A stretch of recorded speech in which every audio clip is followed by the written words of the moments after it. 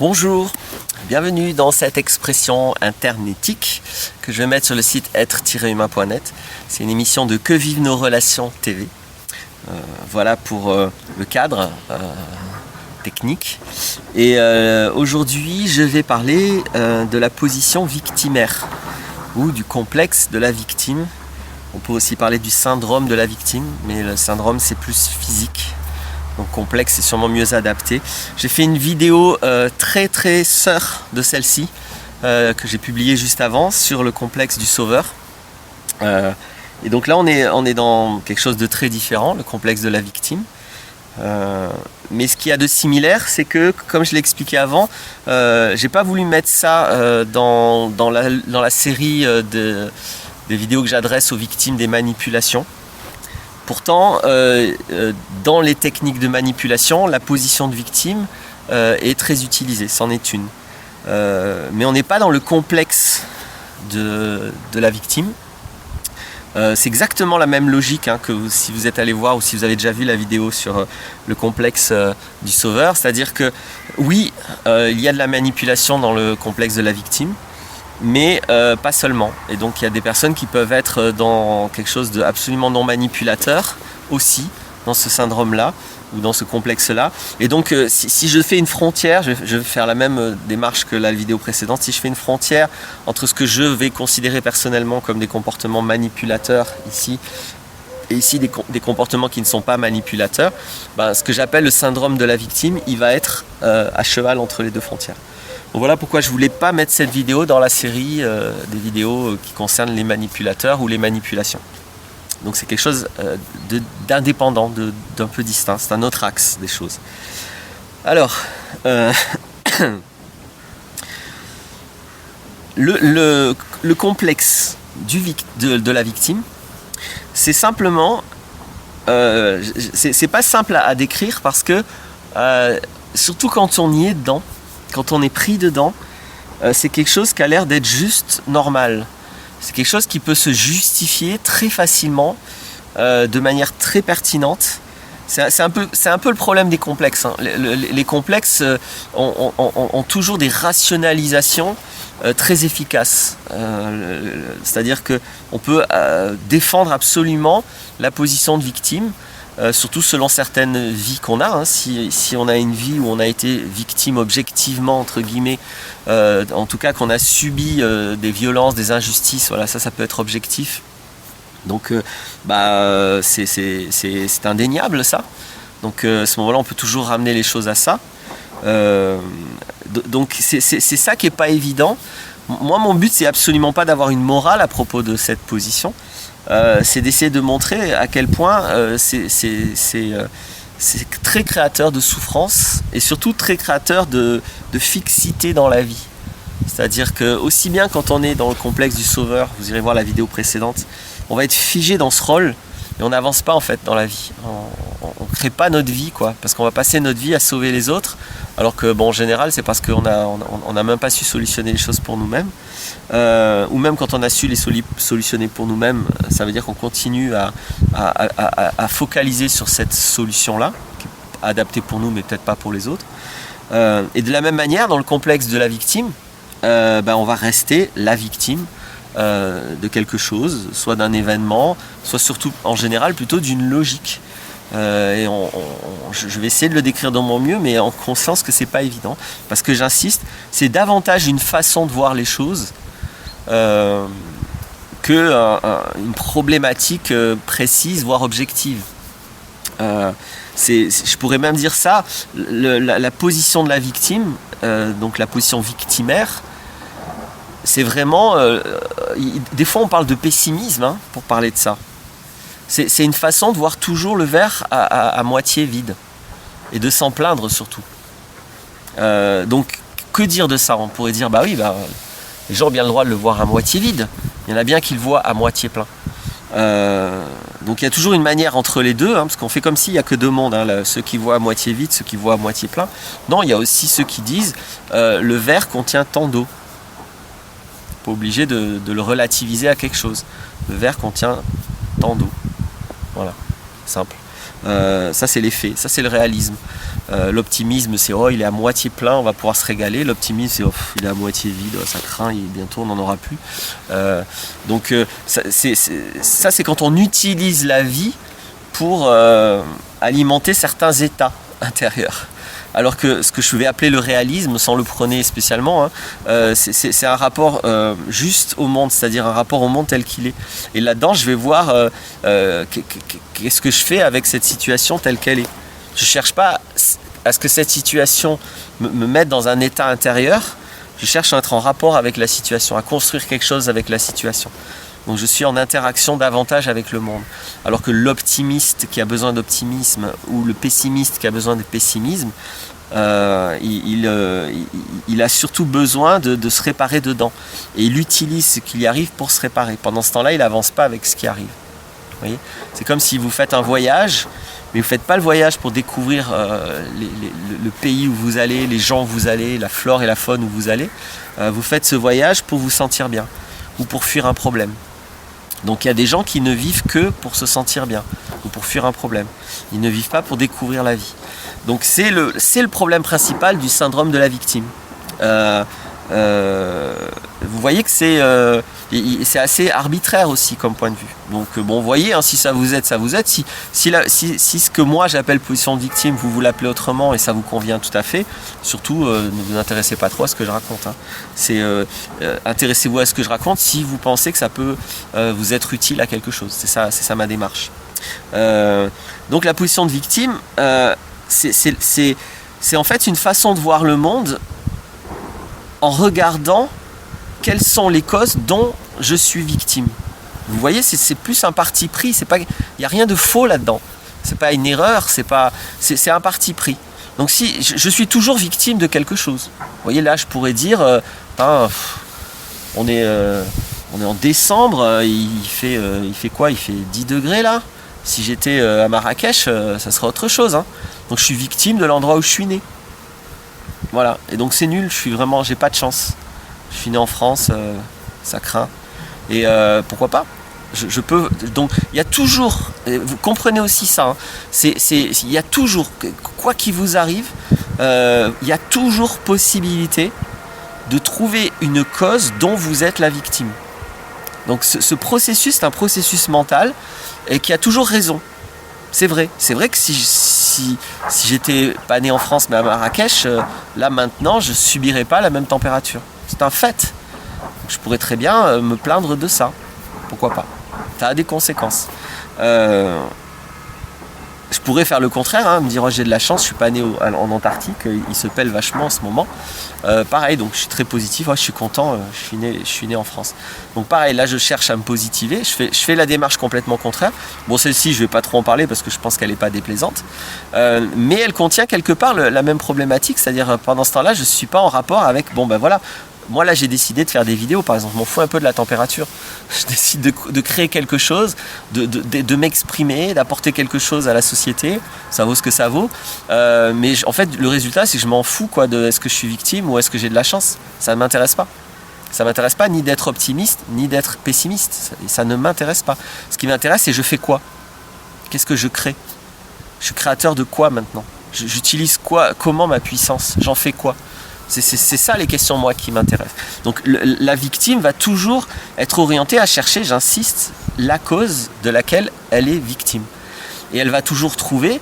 Donc bien sûr qu'il y a des gens qui vont plutôt chercher des bourreaux, c'est-à-dire des victimes qui sont des personnes. Oh, c'est la faute à ma mère. Je sais pas, mais qu'est-ce qu'elle foutait ? Elle pouvait pas immigrer au Maroc, quand même. C'est évident que c'est mieux là-bas, ou j'en sais rien, n'importe où. Donc voilà, je peux chercher ma mère comme victime si je veux.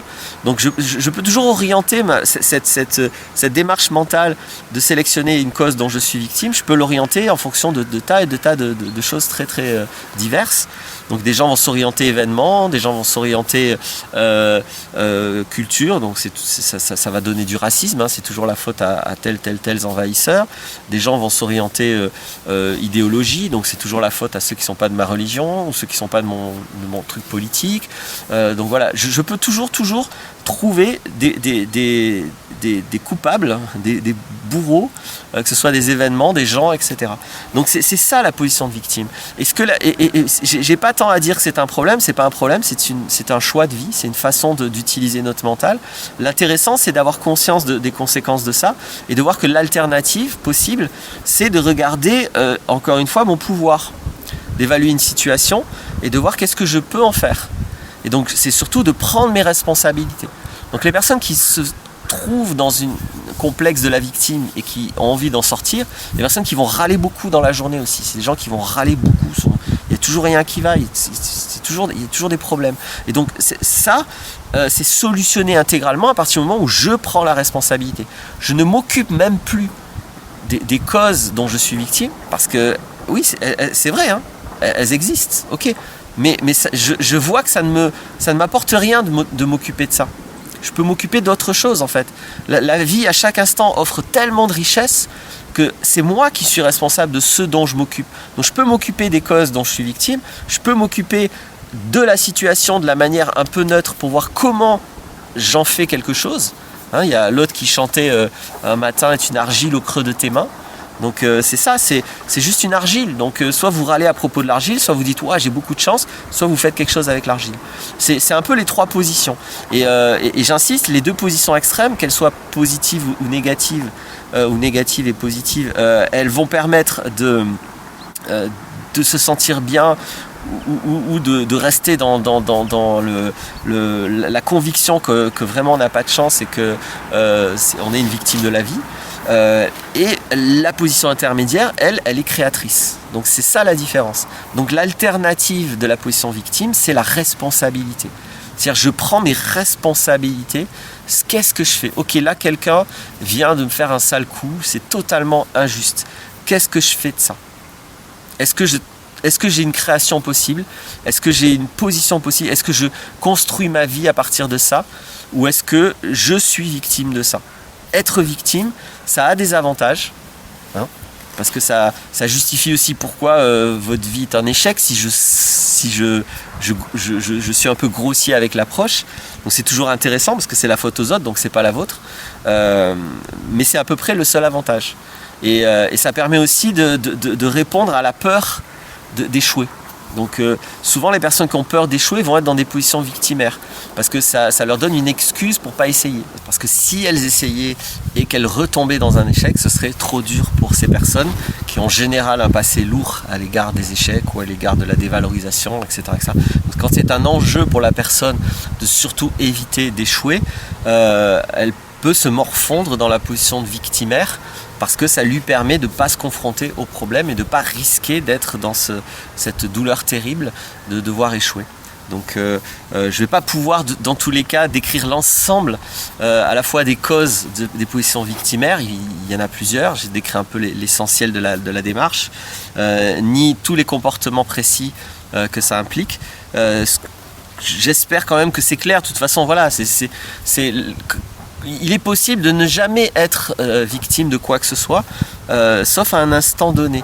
Mais cet instant, le temps le fait passer très vite. Donc la base du démontage de toute position victimaire, c'est la conscience du temps. C'est que oui, vous avez peut-être été victime de quelque chose. Ça c'est indéniable. Mais là maintenant, vous êtes qui? Pourquoi seriez-vous encore la victime? Vous ne l'êtes plus. Aussi grave que quelque chose ait pu se passer, vous n'êtes plus la victime de ce qui s'est passé. Alors, selon ce qui s'est passé, il peut y avoir encore des conséquences au présent, mais justement, ces conséquences, c'est à vous, maintenant, de les approcher d'une manière qui les résout de votre mieux. Voilà. J'ai en tête des exemples qui pourraient venir contester ce que je dis en disant bah t'es drôle toi, je connais quelqu'un, il a un accident de voiture, donc il a été victime d'un accident, en plus il a rien fait de mal, c'est quelqu'un qui était bourré qui est rentré dedans, etc. Bah, il a plus de jambes. Alors il n'est pas victime maintenant, donc il a été victime d'un accident. Là maintenant il n'est plus victime d'un accident. Maintenant c'est un humain qui a un handicap. Donc soit il va vivre cet handicap en tant que victime, et ça va être un deuxième handicap, parce qu'en plus de l'handicap physique, il va créer lui-même un handicap psychologique. Donc là, c'est ça rend la vie infernale. Ça suffit un handicap physique, ça en plus rajouter un handicap psychologique. Mais quand votre corps est atteint, votre esprit n'est pas atteint. Donc si vous trouvez la sagesse, le courage aussi, il ne s'agit pas de dire que c'est facile, si vous trouvez la sagesse et le courage d'avoir un vécu constructif, un vécu créateur avec la situation physique que vous avez, alors non, vous n'êtes plus victime. Être victime, encore une fois, c'est quelque chose de très ponctuel qui s'arrête assez rapidement. Donc non, il ne faut pas confondre les conséquences de quelque chose qui vous est arrivé avec la chose qui vous est arrivée. Parce qu'au moment où vous avez l'accident, parce que quelqu'un vous rentre dedans, là éventuellement vous n'avez aucune responsabilité. Ou quelqu'un vient, décide de vous planter un coup de couteau, vous n'avez aucune responsabilité éventuellement là-dedans. Donc on ne peut pas nier que vous êtes victime. Par contre, les conséquences de ce genre de vécu, vous pouvez y faire quelque chose. Je ne dis pas que vous pouvez les réparer, la personne qui n'a plus de jambes n'a plus de jambes. Mais vous comprenez bien que la personne qui va accepter cette situation et ne pas se comporter en victime va pouvoir faire des choses merveilleuses, y compris sans ses jambes. Il y a des tas d'exemples. Donc, et si vous écoutez ces personnes, c'est systématique. Elles vont vous parler du moment où elles ont arrêté d'être une victime. Écoutez bien, c'est très important. Les gens qui dépassent des vécus injustes, des vécus douloureux, des vécus dont ils ont été victimes, c'est toujours, il y a un moment, ils vont peut-être pas le formuler exactement comme ça, mais si vous êtes attentif, il y a toujours le moment où elles ont cessé de se penser comme des victimes. Elles ont cessé d'être les victimes de leur histoire, de leur passé. Elles ont fait avec ce qu'elles avaient à un moment donné. Voilà. Donc la solution, elle est là. Si la position victimaire vous convient, ne changez rien. Je veux pas dire qu'il faut faire ça. Je ne veux pas vous convaincre, je ne veux pas faire le sauveur des gens qui sont victimes. Par contre, si vous-même, vous voyez que vous êtes dans une position de victime, que ce soit un truc léger, que simplement vous passez un peu trop de temps à râler, que vous avez l'esprit un peu pessimiste, ça me fait penser à un truc, je vais donner un dernier truc après, que ce soit léger ou donc que ce soit lourd, que vraiment, parce que peut-être aussi vous avez un vécu lourd et vous avez vécu beaucoup d'injustice et beaucoup de violence dans votre vie, que vous avez subi, et que donc c'est une souffrance pour vous, essayez de considérer ce que je vous dis. C'est pas facile, mais c'est toujours possible. C'est juste une façon de voir les choses. Vous pouvez soit voir ce qu'on vous a fait, soit voir votre potentiel, votre responsabilité. C'est juste deux façons. C'est comme si je regarde ce paysage comme ça, ou si je le regarde comme ça. C'est juste ça. Il s'agit juste de changer d'angle de vue, de ne pas nier que vous avez raison quand vous voyez ce dont vous êtes victime. C'est vrai. Mais à quoi ça vous sert d'avoir raison ? Ça sert qu'à ça. Avoir raison, c'est vraiment votre but dans la vie. Donc, vous avez raison, mais n'empêche que ça vous fait souffrir quand même. Et si vous regardez le paysage avec un autre angle de vue, vous aurez tout aussi raison. Et cette fois, par contre, les conséquences seront différentes. Donc il faut sortir aussi de cette logique de « j'ai tort, j'ai raison ». Ou ce que je dis, c'est vrai. Oui, c'est vrai ce que vous dites. Oui, vous avez raison. Et on s'en fout quand même. C'est pas un critère. Souvent, ce qui est supposé être une vérité ou ce qui est supposé être la raison, ça vient comme dans notre psychologie comme le critère absolu. Non, ne soyez pas sous la dictature de la raison. Non, c'est pas du tout un critère absolu. Si ça vous fait souffrir, on s'en fout, vous ayez raison. Parce que de toute façon, c'est pas la seule façon d'avoir raison. Il n'y a jamais une seule façon d'avoir raison. Donc pensez bien à ça. Ouvrez-vous à une autre façon de voir la vie, à d'autres structures. C'est pas toujours facile, parce qu'il y a des habitudes cognitives il faut trouver les solutions pour se déshabituer, pour se reconditionner autrement. Et donc c'est à ça que j'ai pensé tout à l'heure. Je vous ai dit, je vais vous dire un autre truc. C'est une autre façon de parler d'optimiste et de pessimiste, mais c'est une façon peut-être plus précise. Donc je vais vous en parler. Souvent les personnes donc qui sont dans des positions de victimes ou qui sont dans quelque chose un peu négatif ou un peu pessimiste ou beaucoup pessimiste ou beaucoup négatif, ont une tendance à se motiver ou plutôt à sélectionner les choses en regardant ce qui ne va pas, en regardant les problèmes, en regardant ce qu'ils n'aiment pas. Ce qui va dans le sens de la création, alors soit de l'optimisme, mais j'ai dit aussi que bon, c'est pas forcément moi une position qui m'intéresse beaucoup, soit dans le sens du réalisme créateur, ça va plutôt être de regarder ce que vous voulez, pas ce que vous voulez pas. voyez, là aussi, vous avez raison dans les deux cas. Vous avez bien raison de ne pas vouloir ça. Vous avez tout aussi raison de vouloir cette autre chose. Donc regardez ce qui va, pas ce qui ne va pas.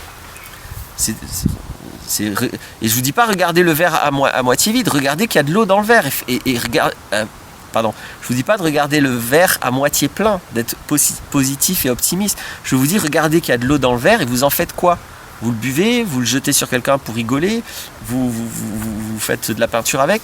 Qu'est-ce que vous faites de cette eau? C'est ça la question. On s'en fout si c'est à moitié vide ou à moitié vert, à moitié plein. Oui, vous avez raison, il est à moitié vide. Oui, vous avez raison, il est à moitié plein. Pendant ce temps-là, il y a des mecs qui ont fait quelque chose avec l'eau. Et vous vous battez à savoir qui a raison sur ce qu'il y a dans le verre. Donc voyez ça, hein. Voyez que la démarche d'avoir raison, elle est très très destructive quand il s'agit de vivre. Vivre, c'est pas avoir raison. Vivre, c'est faire quelque chose de ce qu'on a à un moment donné. Donc j'espère que j'ai réussi à montrer ça parce que c'est tellement... le complexe de la victime, c'est tellement pris dans cette logique d'avoir raison, la personne va pouvoir vous démontrer par A plus B que vous n'avez rien compris et que vous avez tort. Parce qu'elle a raison et parce qu'elle connaît mieux sa vie que vous-même. Et c'est vrai. Oui, c'est vrai. N'empêche qu'elle pourrait quand même faire autrement, avoir d'autres raisons, d'autres critères, et elle aurait aussi raison, et ça serait vrai aussi, sauf qu'elle arrêterait de souffrir.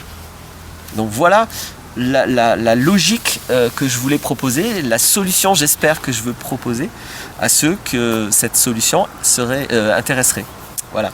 Je vous remercie d'avoir écouté jusque là, et à bientôt.